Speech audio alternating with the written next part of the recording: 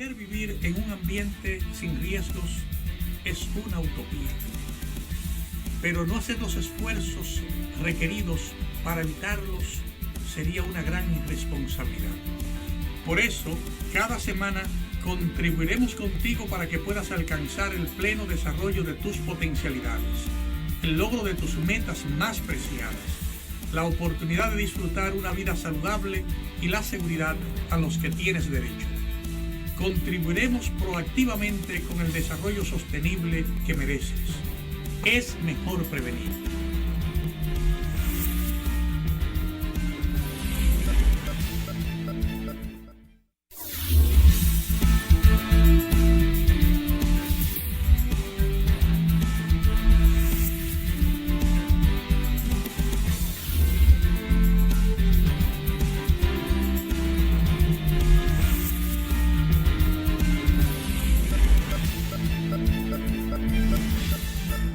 Saludos amigos de la Utopía,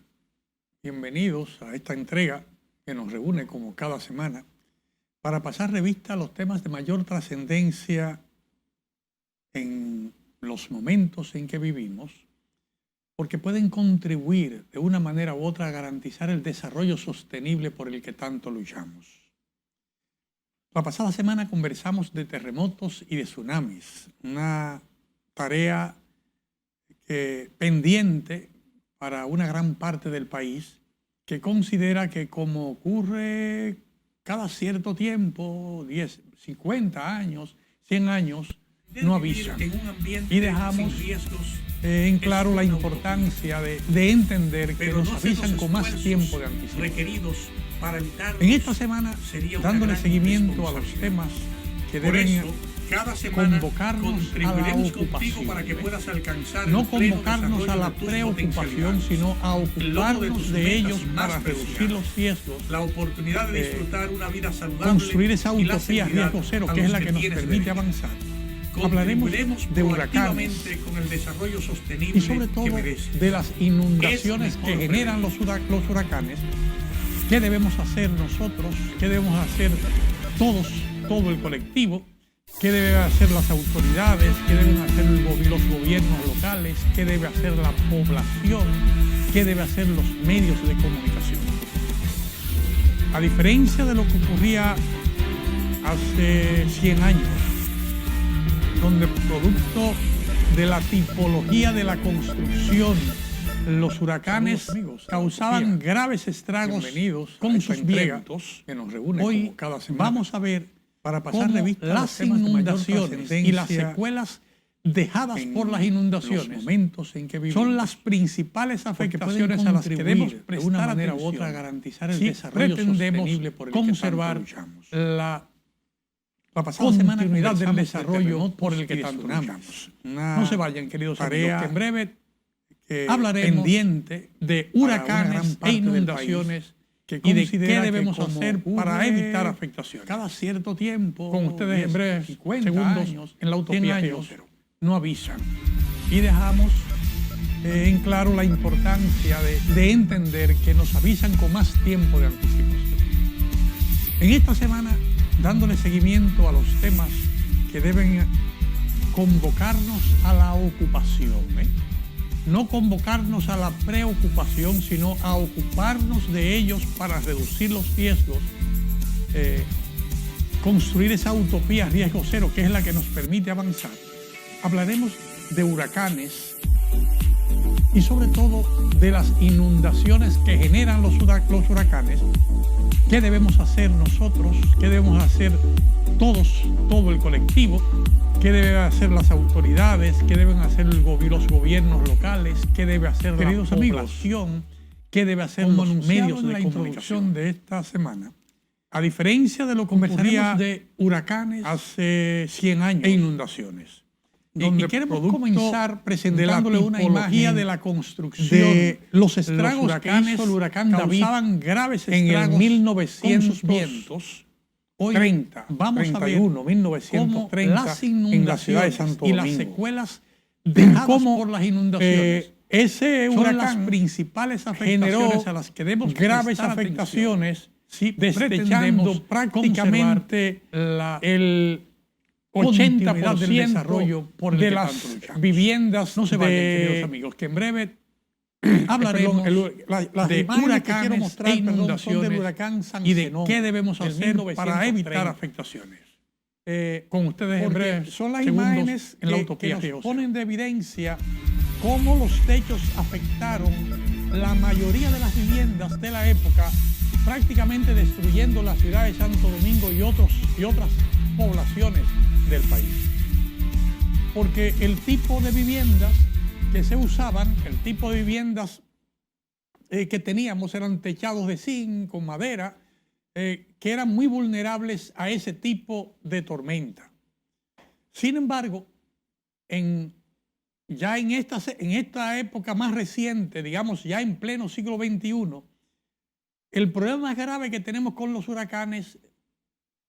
no es precisamente la fuerza de los vientos, el tipo de edificación que tenemos en la mayoría de las ciudades o la existencia de albergues adecuados que pueden ser identificados con anticipación en lugares donde el tipo de vivienda es una vivienda muy vulnerable a los vientos, nos puede permitir que tengamos una respuesta efectiva preservando la vida de la gente. La situación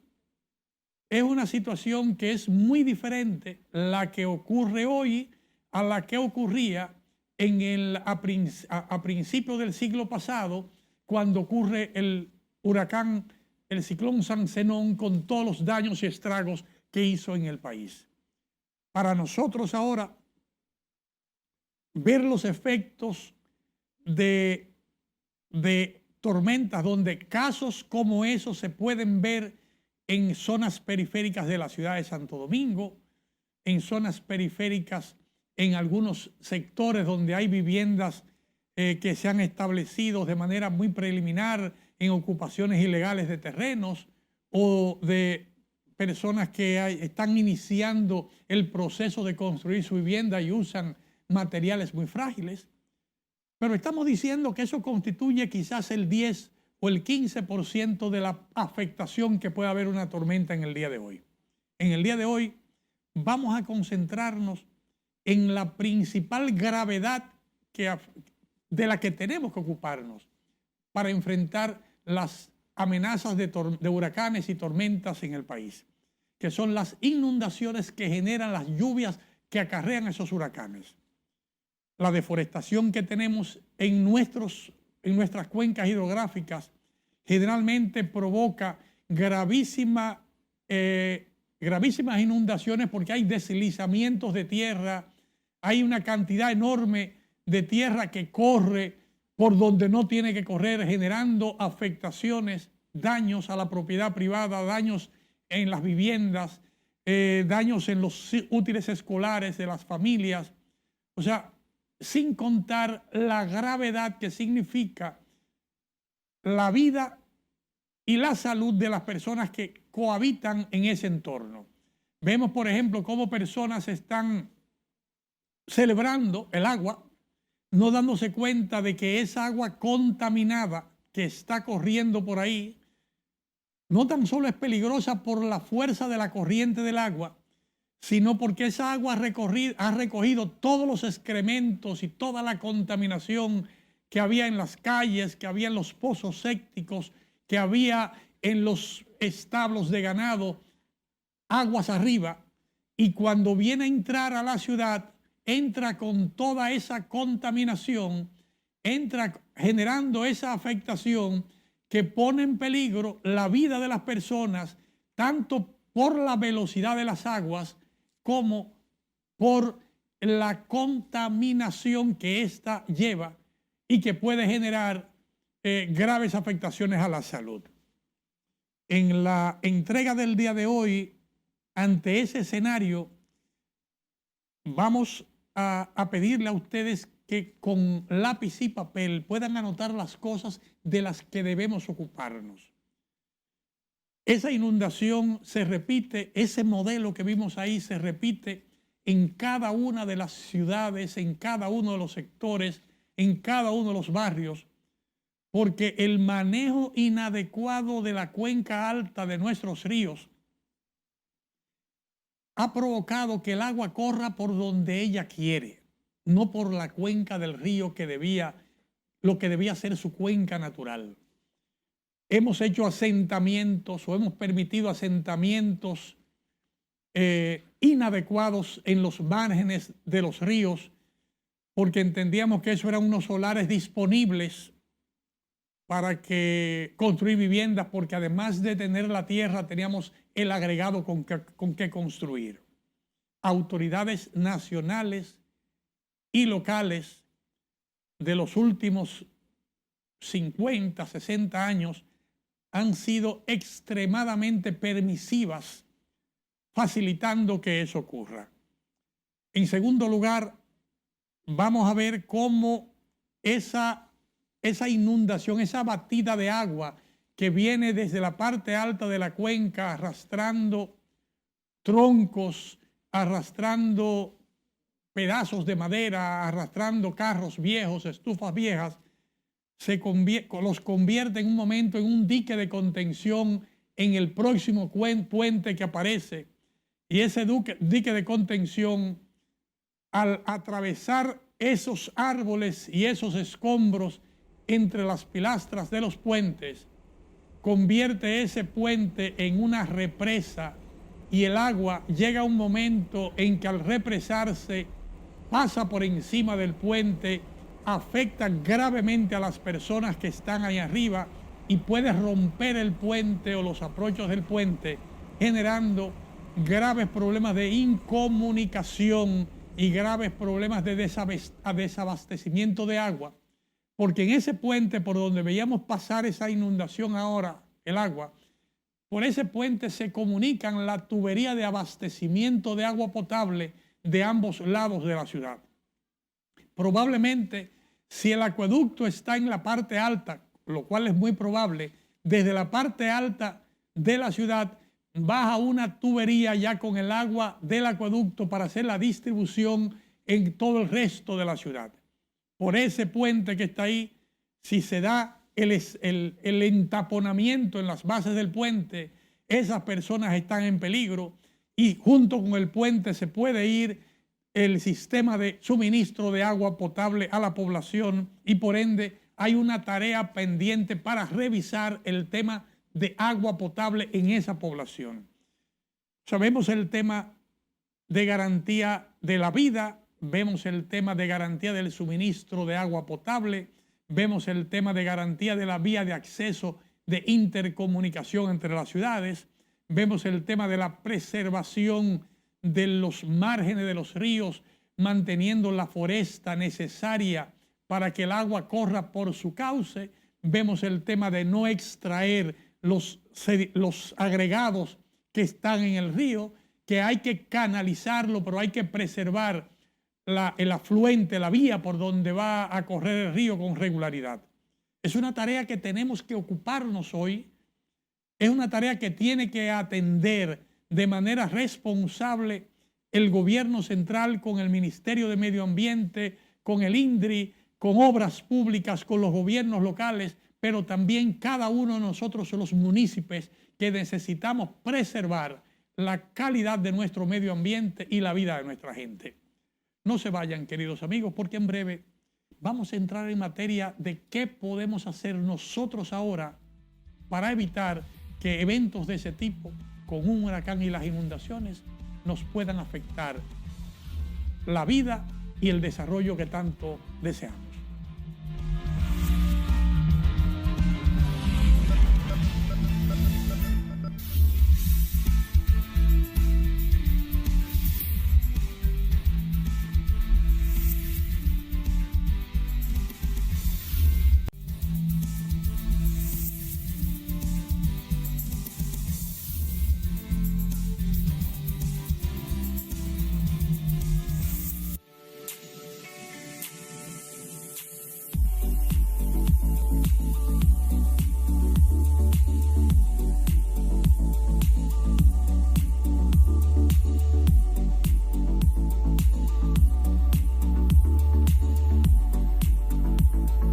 Queridos amigos, para poder abordar adecuadamente el tema de qué hacer con los huracanes y las inundaciones, debemos estar conscientes de qué herramientas tenemos a mano, qué herramientas tenemos disponibles. A partir del año 2002, el país tiene la principal herramienta en sus manos, que es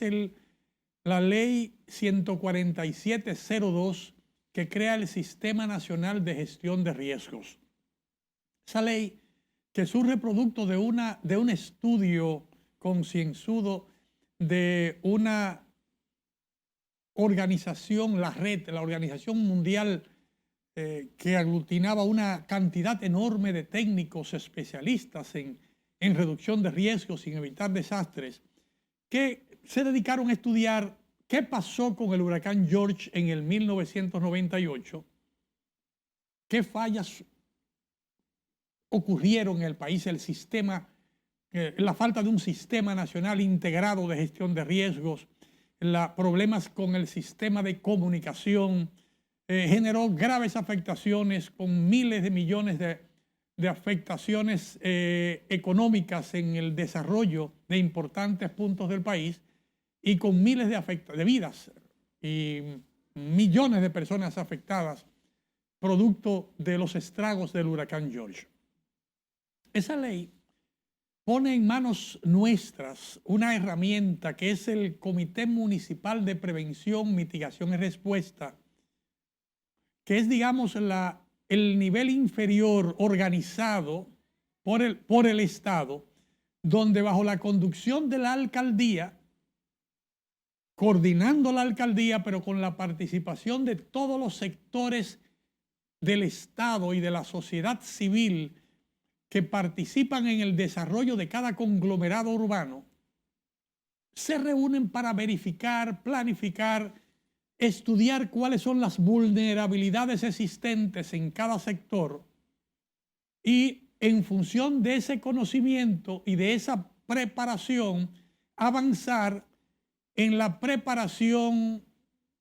de las comunidades primero y en la reducción de vulnerabilidad, de estudiar cómo reducir la vulnerabilidad.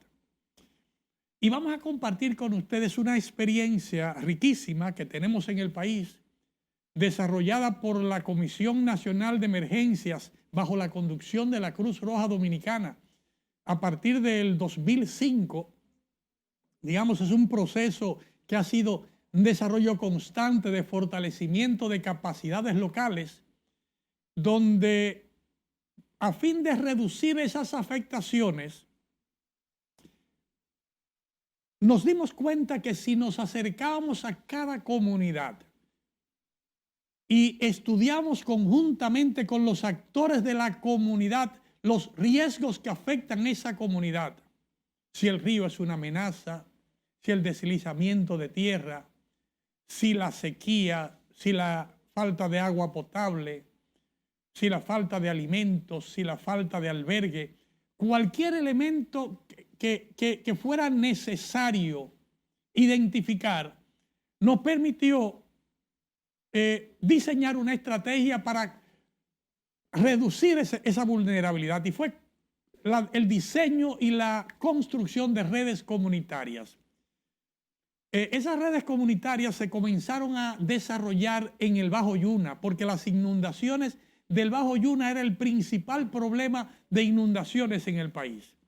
Entonces, una vez identificadas las comunidades más vulnerables del Bajo Yuna, se inició un proceso de construir en esas inundaciones mapas de la vulnerabilidad. Lo mismo se hizo ahí en la Mesopotamia, en San Juan de la Maguana, pudo haberse también en el Derrumbadero por el Cercado. En cada uno de los sectores del país, lo hubo en Barahona, lo hubo en Santo Domingo, lo hubo en San Cristóbal, lo hubo, o sea, en todo el país se desarrollaron más de 3.000 redes comunitarias en las poblaciones más vulnerables que eran y que aún siguen siendo hoy las que pagan el precio por las inundaciones. Identificadas las amenazas, las vulnerabilidades, los riesgos y identificando capacidades y recursos, junto con la comunidad, en un trabajo organizado en la misma comunidad, fuimos capaces de construir en cada una de esas comunidades una red que se encargaba de hacer la ruta de evacuación, de reducir la vulnerabilidad, identificando la vulnerabilidad, identificar las actividades que había que hacer para reducir esa vulnerabilidad. Si la vulnerabilidad era que cuando el arroyo crecía, los niños de la escuela quedaban aislados, como pasó en muchas comunidades con el huracán George, hacer un puente que permitiera la evacuación rápida de la comunidad sin que los niños se expusieran en el arroyo o a la avenida del arroyo fue una solución. O identificar las rutas de evacuación rápida para evacuar por prioridad a las personas con algún tipo de discapacidad o de limitaciones hacia una zona alta, permitió que se pudieran ir construyendo en un estudio, en un trabajo participativo con miembros de toda la comunidad, participación de todas las instituciones de la Comisión Nacional de Emergencias. He estudiado el caso, he ejercitado el tema, viendo cuáles eran las rutas que había que seguir, cómo, por dónde, cómo facilitarlo. Eso permitió que hoy la República Dominicana tenga más de 3.000 redes comunitarias desarrolladas en las comunidades más vulnerables del país. Es una tarea que ha avanzado porque vale la pena decir que una vez desarrollado ese tema, ya el Bajo Yuna no es la población más vulnerable a las inundaciones, porque el fortalecimiento de las capacidades en las comunidades del Bajo Yuna o en las comunidades del Ceibo o en las más vulnerables de San Juan de la Maguana o de Barahona ha permitido que ese fortalecimiento de capacidades reduzca de manera significativa la vulnerabilidad de esa población. Entonces, la lección aprendida que debemos tener hoy autoridades nacionales, autoridades locales y comunidades es que debemos seguir fortaleciendo ese proceso de fortalecer las capacidades locales. O sea, el botiquín de primeros auxilios más efectivo, la camilla más efectiva, el mapa de evacuación más efectivo, debemos tenerlo en la comunidad más vulnerable para que esa misma comunidad con sus capacidades pueda poner en marcha las actividades que van a permitir preservar la vida de los habitantes que están en riesgo, identificadas las amenazas que ellos mismos han hecho. Es una tarea que es permanente porque las vulnerabilidades mutan, cambian. Podemos hoy resolver una vulnerabilidad, pero aparecerá otra que va a ser la más importante. Y solamente el fortalecimiento, un programa de fortalecimiento de capacidades locales constantes, que debe ser coordinado, debe ser enfocado a través de esa herramienta del Sistema Nacional de Gestión de Riesgos, que es el Comité Municipal de Prevención, Mitigación y Respuesta, que debe ser a base de eso, pero sin lugar a dudas va a contar con el apoyo importante de todas las instancias del gobierno central y local,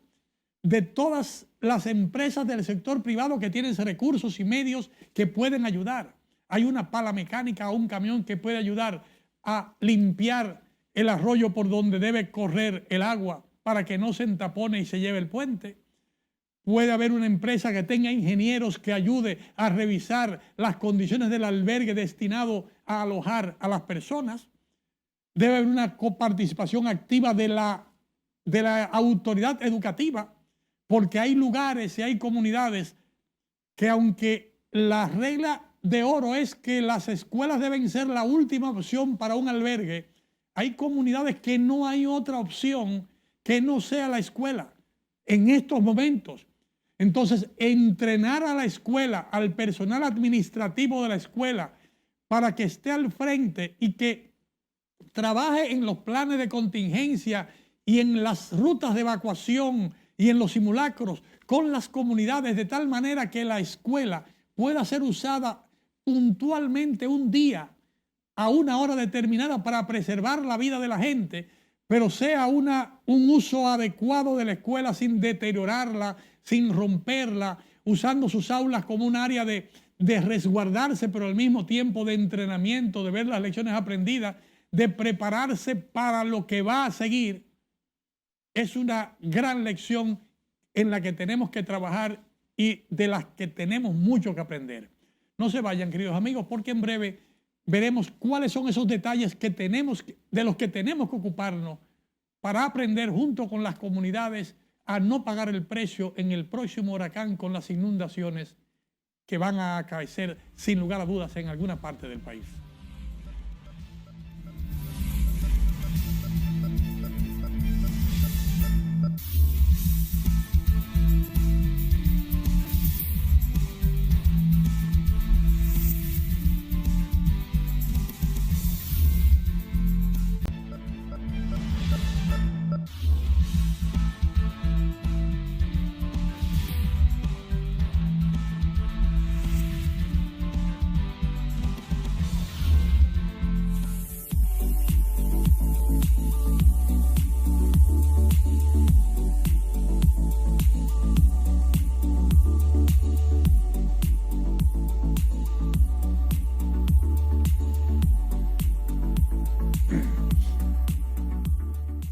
Queridos amigos, ese programa de preparativos comunitarios para prevenir desastres, implementado ampliamente por la Cruz Roja Dominicana, por la Defensa Civil y por otras instituciones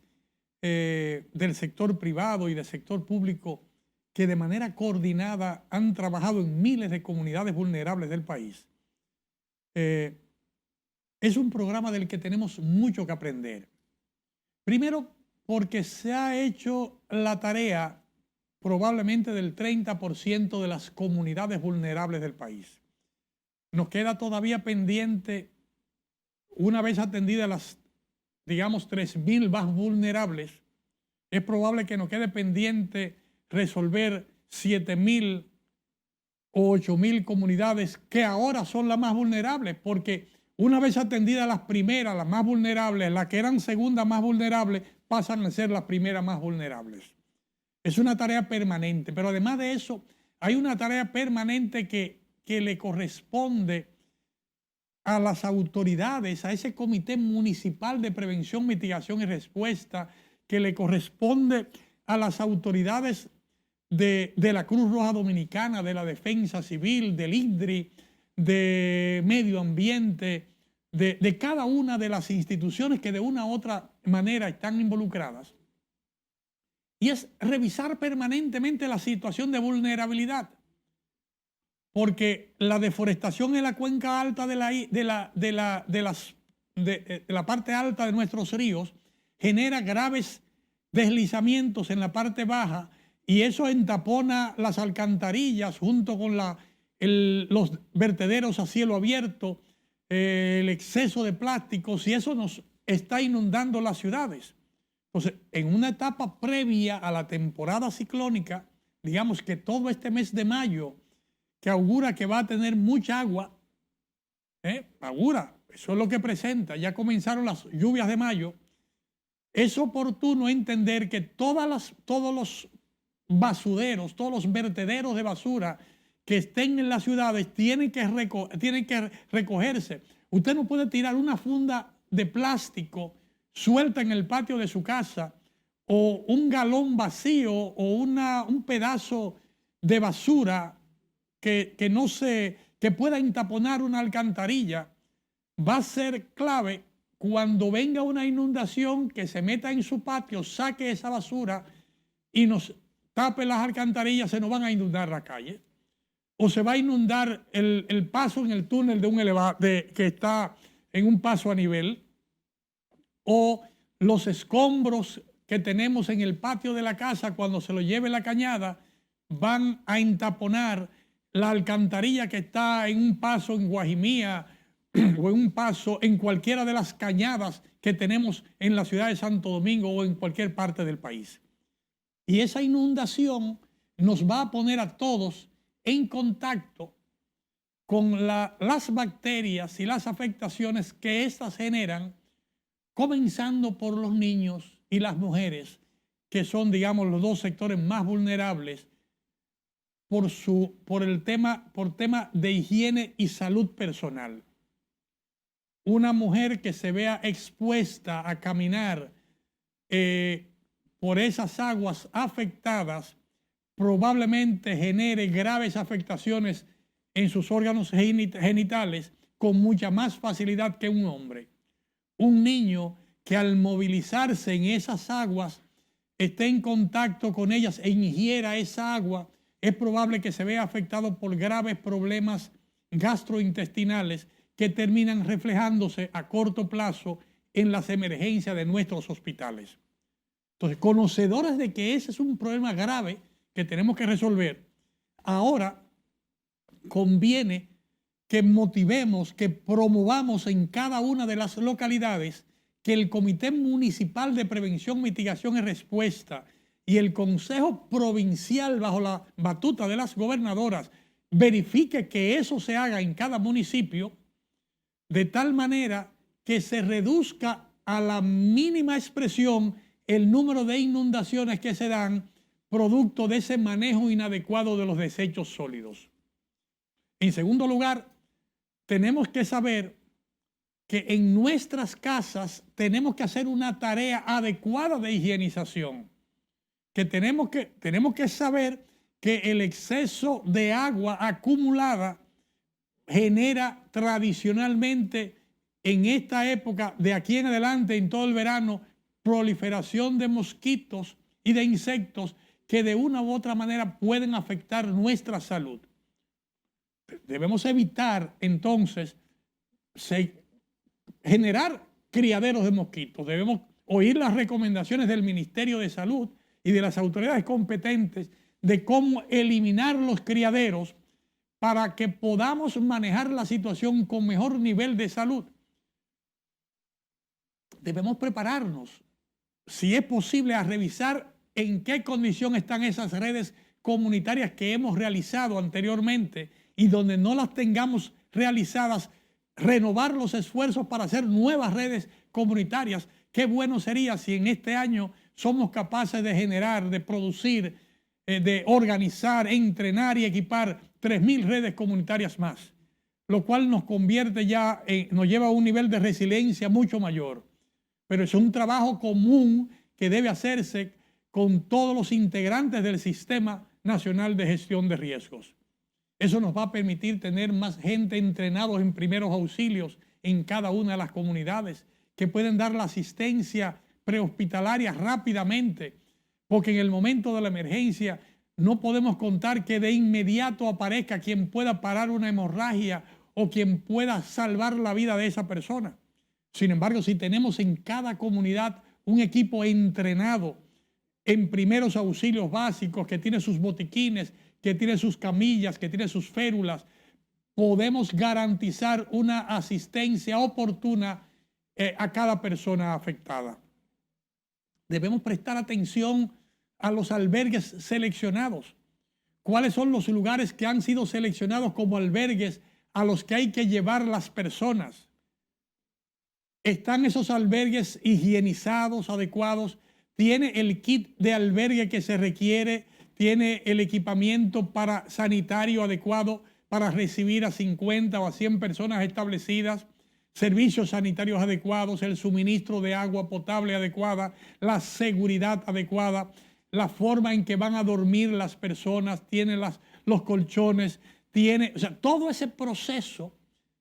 No debemos esperar para correr a última hora, sino ahora que tenemos tiempo y que conocemos la vulnerabilidad, que sabemos que cuando vengan las lluvias y se levante el nivel de las olas, ya sabemos de antemano cuáles son los lugares que se van a inundar,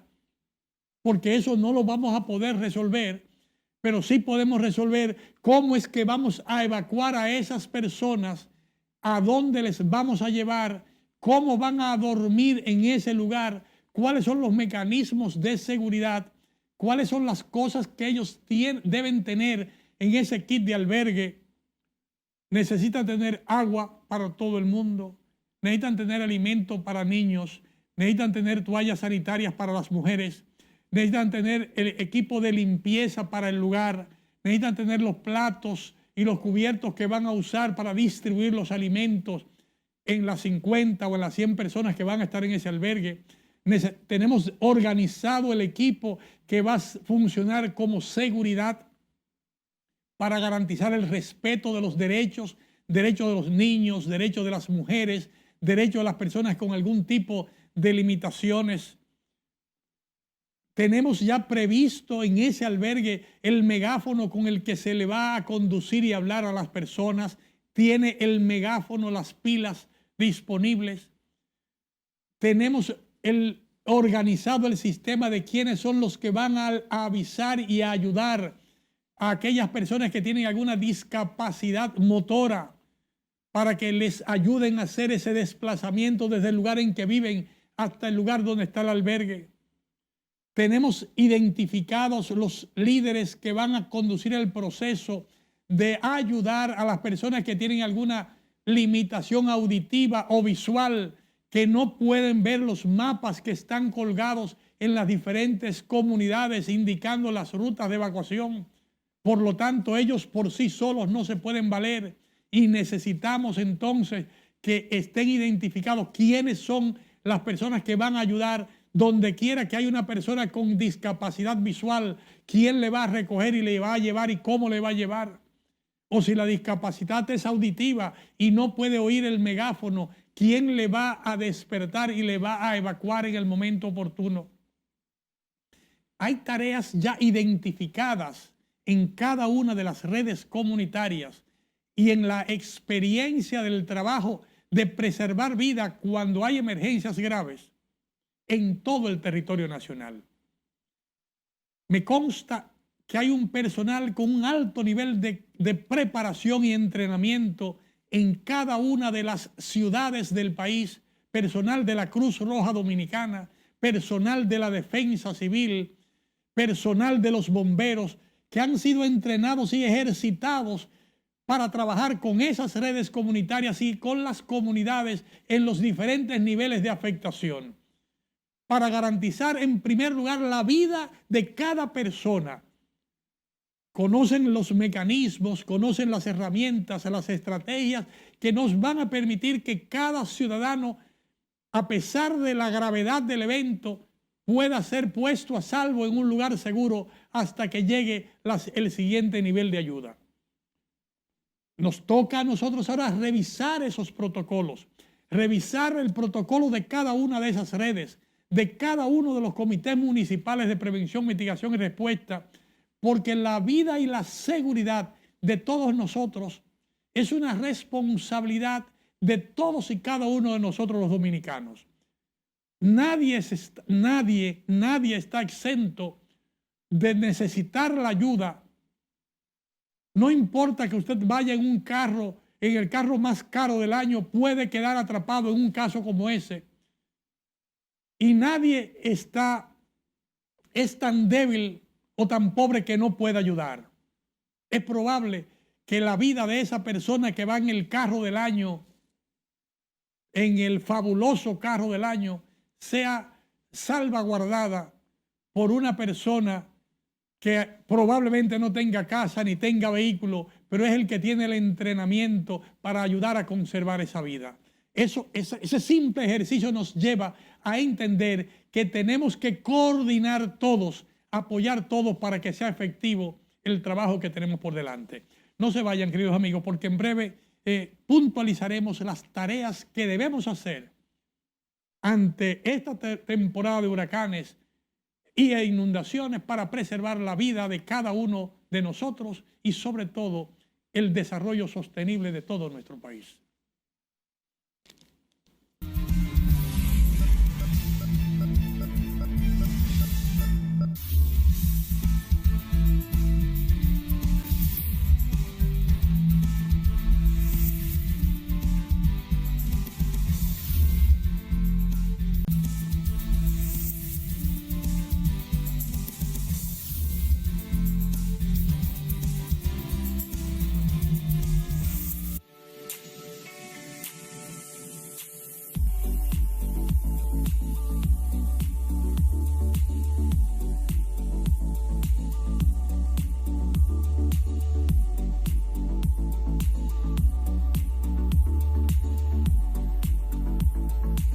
Queridos amigos, hablando de inundaciones, producto de las tormentas y de los daños a los que debemos prestar atención, quiero aprovechar la ocasión para hacer dos reconocimientos a dos personas que en un momento determinado hicieron una gran labor. Recuerdo que cuando se dan las inundaciones en el país en el año 2008, se presentó una situación grave de afectación en la parte alta de Sabana Larga de Ocoa, Rancho Arriba, toda la parte alta, porque se rompió la comunicación, el puente que comunica San José de Ocoa con Sabana Larga, que colapsó y no había paso. Si había otro paso también colapsado antes de llegar a la zona de Sabana Larga, que era imposible el paso, dos arroyos que estaban desbordados, que no permitían el libre funcionamiento. En Ocoa inclusive estaba colapsado la entrada en Ocoa. Unos kilómetros antes de llegar a Ocoa había un deslizamiento que bloqueó la entrada a Ocoa. Y recuerdo que estando yo a cargo de la operación de responder en la Cruz Roja Dominicana, como director general de la Cruz Roja Dominicana, tenía la gran responsabilidad de garantizar que dos servicios claves llegaran a esas comunidades. Primero, el agua potable, porque toda el agua que estaba llegando era un agua contaminada, y si no garantizamos el suministro de agua potable, podía generar graves afectaciones de la salud, y graves afectaciones en la salud en una población aislada, usted se podrá imaginar. El aislamiento en la población, la falta de servicios médicos de emergencia para atención masiva a la población, iba entonces a desencadenar en un problema mayor. Y recuerdo que en el marco de un programa que íbamos realizando, había la posibilidad de instalar, de comprar unos tinacos que almacenaran agua potable para colocarlo en esos lugares, porque teníamos ya un equipo de agua y saneamiento de probada capacidad instalado en todo el país, que había sido capaz de demostrar su eficacia desde las inundaciones del huracán Jeanne en el 2004 y ahí en cada una de las emergencias sucesivas en el país. Y recuerdo que era imposible llegar,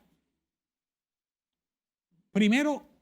cumplir los protocolos para comprar los tinacos en el marco de esa emergencia que exigía el donante, que había que hacer unos procesos de licitación, que había que llevarlos. Era muy difícil, y recuerdo que me acerqué a un ejecutivo de la empresa privada, don Celso Marrancini, que era pues propietario de una compañía que produce y vende los tinacos para almacenar agua potable. Y en una conversación con él le explicaba la gravedad de la situación y la impotencia que sentía, primero para limitarme a poder cumplir con los requisitos, y segundo, de poder llevar esos tinacos a tiempo. ¿Qué me podía él aconsejar? Y recuerdo que de una manera sencilla me dijo: mira, voy a hacer dos cosas para apoyar. Primero, te voy a proveer los tinacos que se necesitan, que tú me estás diciendo, en el mismo lugar donde tú los necesites. Si tú los necesitas en Ocoa, te los voy a entregar en Ocoa.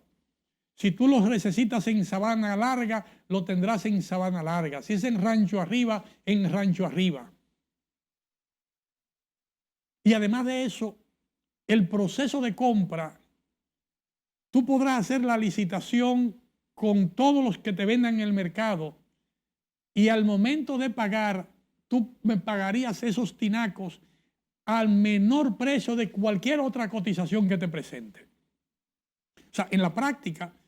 muchas veces llevar el tinaco es mucho más caro que el tinaco. Pero era clave, había que llevar con esos tinacos. Yo me preguntaba, ¿pero cómo me los va a llevar? ¿Cómo los puede llevar si no se puede coger un tinaco y llevarlo en un helicóptero? Señores, y el nivel de desprendimiento fue tal de don Celso Marrancini en ese momento. Pero no, yo lo que voy a hacer es que voy a dar una orden al distribuidor, al ferretero que me ha comprado los tinacos y que tiene tinacos disponibles allá, que te los entregue allá donde quiera que tú me digas. Y yo ya le repongo a él ese tinaco y me pongo de acuerdo con él. Óigame, de esa manera nosotros resolvimos de una manera rápida y efectiva el distribuir del agua potable que era necesaria en todas las comunidades montañosas del país, sin ninguna pérdida de tiempo y evitando graves afectaciones en la salud, porque al haber agua potable para el consumo humano y para la higiene personal, eso resuelve el 80% de los problemas de afectaciones que se pueden presentar. Mi reconocimiento a don Celso Marrancini por esa importante colaboración con el país a través de la Cruz Roja Dominicana en la primera década de este siglo. También debo reconocer de esa misma época a un entonces joven empleado del Sistema de Naciones Unidas, el encargado del Programa Mundial de Alimentos del país, Pavel Isa. Recuerdo que le conocí en esa época, que va donde mí porque tiene la encomienda del Sistema Nacional del Sistema de Naciones Unidas, del PMA, de ayudar con la seguridad alimentaria de las personas, diciendo que en qué podía ayudar, que cómo podía. Yo le hago una descripción de la situación que tenemos, de la imposibilidad de pensar en llegar con un saco de arroz o con un kit de alimentos a ninguno de los lugares, porque si había la posibilidad de llegar en un helicóptero debía ser con cosas muy ligeras. Y le digo, mira, Pavel, y quiero decir, Pavel es el actual ministro de Medio Ambiente, ministro de Economía, Planificación y Desarrollo del país. Un excelente funcionario del PMA en esa época. Y le digo, mira, ubica galletas fortificadas. En el mundo, lo que resuelve el problema cuando hay emergencia de ese tipo es que la gente tenga esas galletas fortificadas, porque eso no hay que cocinar, no hay que prender fuego. Una gente con un paquetico de galletas que tiene en los bolsillos puede tener el alimento del día, un día, 2 días, 3 días, en lo que logra recuperarse la situación. Y me dice, bueno, pero es que nosotros no tenemos eso. Óyeme, pregúntale a tu sede en Roma y dile que tú necesites que te manden al país todas las galletas fortificadas que puedan localizar. Ellos sabrán dónde están y te la pondrán aquí. Yo te voy a ayudar a llegar con esas galletas fortificadas a cada uno de los lugares donde sea necesario. Óigame, al otro día me llama Pavel diciéndome que ya tenía las galletas fortificadas en camino y se inició un programa de distribución de alimentos del PMA para garantizar la seguridad alimentaria en todas las poblaciones aisladas del país. No tan solo en las montañas, en la parte alta de la cordillera central, en la zona de Ocoa, sino también en la zona de los Cacaos, de San Cristóbal, y donde quiera que fue necesario, pudo darse esa coordinación efectiva entre el equipo del PMA, que pasó de hacer una oficina con 2 o 3 personas a ser la oficina de asistencia más activa y más fuerte de todo el sistema de Naciones Unidas en la República Dominicana en ese momento. La coordinación efectiva entre actores, ya hemos hablado, una institución de carácter humanitario internacional como la Cruz Roja Dominicana, Sociedad Nacional, que es auxiliar de los poderes públicos del país, el sector privado, don Celso Marrancini, propietario de empresas de la zona industrial de Jaina y miembro del Consejo Nacional de la Empresa Privada, creo que en esa época era el vicepresidente ejecutivo del CONEP, funcionarios de las Naciones Unidas, como lo era en ese caso el licenciado Pavel Isa, hoy ministro de Economía, Planificación y Desarrollo, y una cantidad enorme de líderes locales, de alcaldes de cada una de esas comunidades que sumaron esfuerzos junto a los líderes locales de las instituciones para garantizar, preservar la vida, evitar las y las gravedades de las afectaciones y evitar enfermedades que pudieran generar secuelas fatales en todo el territorio nacional. Una gran lección si revisamos esos desempeños para saber qué debemos hacer hoy ante huracanes e inundaciones en la República Dominicana. No se vayan, queridos amigos, revisen ese material, léanlo, véanlo con calma, está ya en YouTube, pueden verlo por YouTube y vayan a las fuentes si es necesario, porque de lo que ustedes hagan de ahora en adelante dependerá el futuro del país. Hasta la próxima, queridos amigos de la Utopía Riesgo Cero.